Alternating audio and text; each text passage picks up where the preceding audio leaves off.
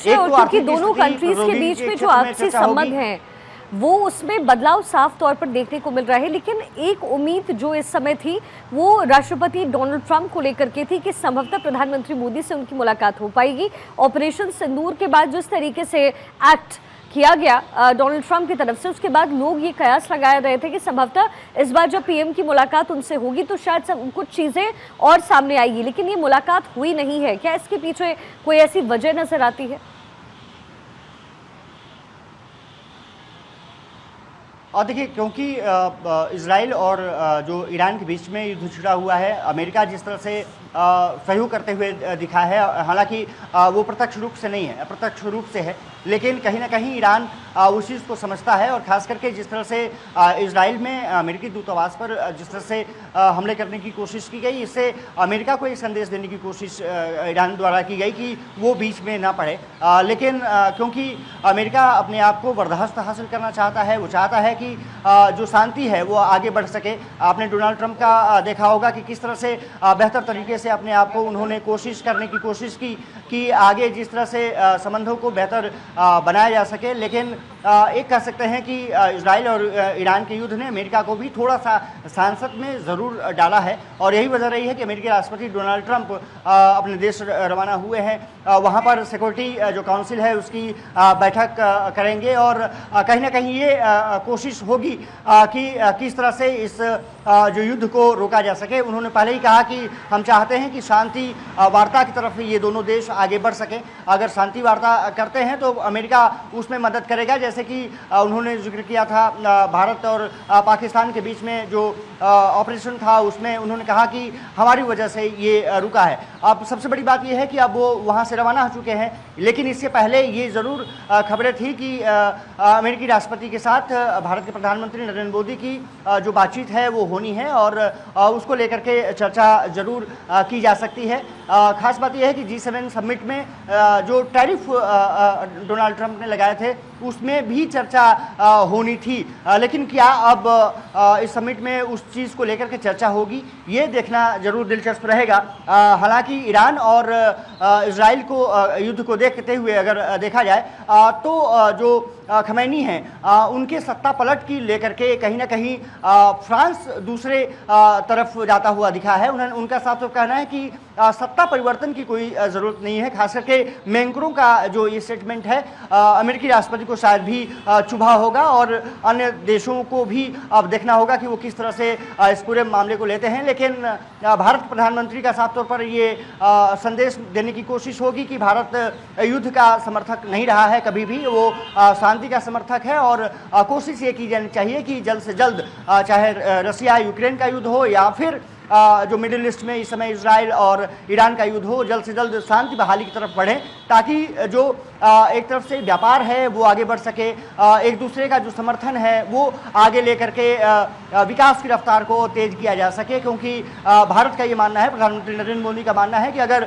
शांति रहेगी क्षेत्र में तो कहीं ना कहीं उसका असर न सिर्फ पड़ोसियों पर बल्कि विश्व समुदाय पर भी पड़ेगा। अब देखना दिलचस्प ये होगा कि क्या कुछ जो एजेंडा है वो क्या फिट बैठ पाता है इस समिट के अंदर कि नहीं, क्योंकि कनाडा ने कोशिश की है कि इस G7 समिट के जरिए वो भी अपनी ताकत दिखा सके, और प्रधानमंत्री नरेंद्र मोदी को बुलाना वहाँ के प्रधानमंत्री द्वारा ये मान के चलिए कि ये कोशिश है कि कहीं ना कहीं जो भारत के साथ संबंध बिखरे हुए हैं उसको भी समेटा जा सके, और एक दूसरे का जो रणनीतिक साझेदार है वो बेहतर तरीके से आगे बढ़ सके। तो रणनीतिक साझेदारी एक बहुत महत्वपूर्ण भूमिका, व्यापारिक जो साझेदारी है वो इसमें देखने को मिलेगी। साथ ही साथ जब द्विपक्षीय वार्ता होगी शिखा, तो मुझे लगता है कि इन तमाम मुद्दों पर जरूर चर्चा की जाएगी कि कैसे शांति बहाली की तरफ विश्व समुदाय को आगे बढ़ाया जा सके। देखना दिलचस्प होगा कि जो स्टेटमेंट जारी होते हैं जैसे कि G7 समिट के बाद, तो उसमें क्या मुख्य जो एजेंडे रखे जाते हैं वो होते हैं। शिखा, जाहिर सी बात है। और जो कि कनाडा के साथ भारत के रिश्ते का आप जिक्र भी कर रहे थे, हमने देखा कि कनाडा के साथ भारत के रिश्ते किस कदर उलझ गए थे, लेकिन G7 में प्रधानमंत्री मोदी का जाना जाहिर तौर पर कनाडा के साथ जो हमारी स्थिति है या फिर जो हमारे रिश्ते हैं उसमें भी सुधार लेकर के आने वाली है। और शायद इसका जो आमंत्रण है या फिर जो इन्विटेशन है वो कनाडा की तरफ से आया है, और भारत में इसके मायने बहुत खास हो जाते हैं।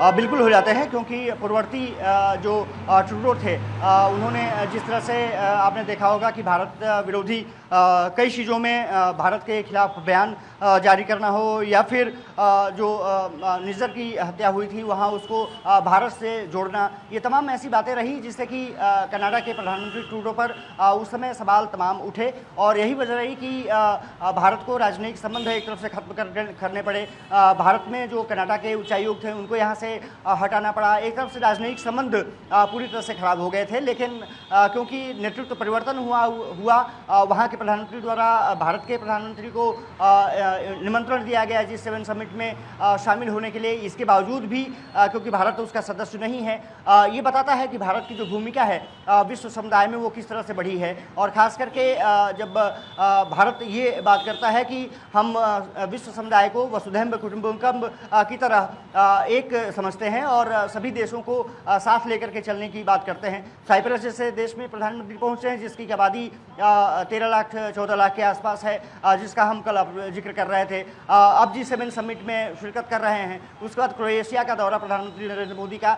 ऑपरेशन सिंदूर के बाद अगर देखा जाए तो एक तरफ से कोशिश ये है कि सभी बड़े देशों के साथ जो रणनीतिक साझेदारी है, जो परस्पर समझ है, उसको और विकसित किया जा सके। कहीं ना कहीं ऑपरेशन सिंदूर का जो जिक्र है सिखाई ये माना जा रहा है कि इस G7 समिट के ज़रिए प्रधानमंत्री ज़रूर कोशिश करेंगे कि पाकिस्तान को वहाँ भी एक तरफ से डिप्लोमेसी के ज़रिए घेरा जा सके, वहाँ के बड़े नेताओं को समझाया जा सके। खास करके जब द्विपक्षीय वार्ता होगी तो ये बताया जा सके कि भारत किसी को उपद्रव के लिए या किसी चीज़ के लिए नहीं उकसाता है। उसकी कोशिश है कि शांति बनी रहे, लेकिन अगर दूसरा कोई आतंकी गतिविधियां करने की कोशिश करता है तो उसके खिलाफ भारत अपनी कार्रवाई करने के लिए स्वतंत्र है। और ऐसा ही ऑपरेशन सिंदूर किया गया था। ये माना जा रहा है कि जो इटली, जर्मनी, यूके या फिर कनाडा के प्रधानमंत्री, या फिर कहें कि इटली, जर्मनी के साथ साथ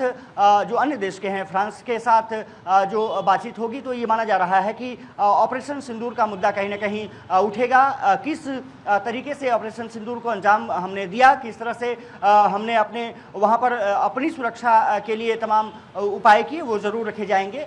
ये माना जा रहा है कि एक तरफ तो रणनीतिक साझेदारी, जैसा कि मैंने जिक्र किया, व्यापारिक किस तरह से बात की जा सकती है, पर्यटन को लेकर के एक्सपोर्ट और इंपोर्ट को किस तरह से एक दूसरे के साथ बढ़ाया जा सकता है, ये तमाम मुद्दे तो चर्चा होंगे। लेकिन ऑपरेशन सिंदूर कहीं ना कहीं एक एजेंडे में प्रधानमंत्री नरेंद्र मोदी के रहेगा, क्योंकि जैसे आपने देखा होगा कि डेलीगेशन तमाम देशों में गया। उसके बाद भारत की जो तस्वीर है वो अलग अलग देशों में अलग अलग तरीके से निकल करके आई। कोशिश ये की गई सभी सांसदों द्वारा कि भारत की जो प्राथमिकता रही है उसको दुनिया के सामने रखा जा सके। और जबकि क्योंकि अगर किसी का देश का हेड ही पहुंचता है किसी समिट में, तो ये माना जा रहा है कि G7 समिट एक अच्छा मौका प्रधानमंत्री नरेंद्र मोदी के सामने भी है और देश के सामने भी है। वो इस मौके को चुकेंगे नहीं। कहीं ना कहीं ऑपरेशन सिंदूर की जो बात रही है वो दुनिया के सामने रखने में, खास करके G7 जो ग्रुप है, यूरोपीय यूनियन है, उसके सामने अपनी बात रखेंगे और ये बताएंगे कि हमें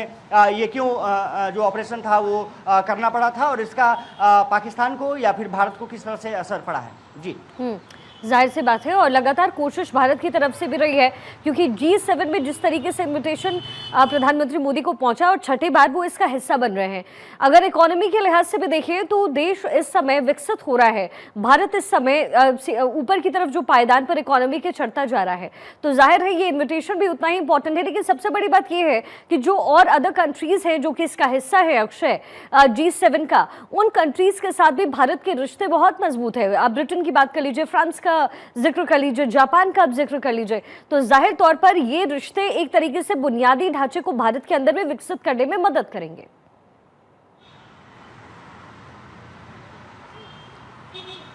बिल्कुल सही कहा आपने, क्योंकि G7 ग्रुप इकोनॉमिक पावर्स की अगर लिहाज से देखा जाए तो टॉप लेवल्स में है। अमेरिका उसमें शामिल है, फ्रांस आपने जिक्र किया शामिल है, और क्योंकि कनाडा इसकी अध्यक्षता इस बार कर रहा है। हालांकि एक कुछ देर पहले जो प्रेस कॉन्फ्रेंस हो रही थी उसमें कहीं ना कहीं कनाडा और अमेरिका के बीच में जो खास करके ट्रंप की आदत रही है कि वो अपने आप को सर्वा घोषित करने की कोशिश करते हैं, वहाँ पर थोड़ी सी ज़रूर कुछ बातें नरम गरम दिखाई दी। कनाडा ने कहा कि साफ तौर पर हम अध्यक्षता कर रहे हैं, अपनी बात हमें रखनी है। कह सकते हैं कि जो व्यापारिक रिश्ते हैं वो एक तरफ से सुधारने की भी कोशिश होगी, इंपोर्ट एक्सपोर्ट्स को लेकर के निश्चित से चर्चा होगी और क्या कुछ एक दूसरे की मदद की जा सकती है। भारत ब्रिटेन फ्रांस की क्या मदद कर सकता है या फिर जर्मनी की क्या मदद कर सकता है, कनाडा की क्या मदद कर सकता है, वो तो होगा ही। दूसरे देश भारत को किस तरह से एक्सपोर्ट इंपोर्ट में मदद कर सकते हैं और खास करके जो इकोनॉमिक्स पावर की बात रही है कि कैसे अपनी आर्थिकी की स्थिति को और बेहतर किया जा सकता है। भारत क्योंकि IMF के अनुसार लगभग चौथे स्थान पर पहुंच चुका है, पहले 5वें स्थान पर, तो ये कह सकते हैं कि इकोनॉमिक्स पावर्स की एक तरफ से मीटिंग है और इस आर्थिक पावर का जो मेल जोल होगा वो कहीं ना कहीं अमृत निकाल करके लाएगा, ऐसी कुछ उम्मीद की जा सकती है G7 समिट से। जाहिर है अक्षय, अब इंतजार इसी समय का है, प्रधानमंत्री वहां पर मौजूद है और जाहिर है जो बदलाव आएगा वो पूरा भारत भी देखेगा। बहुत शुक्रिया इस पूरे विश्लेषण के लिए।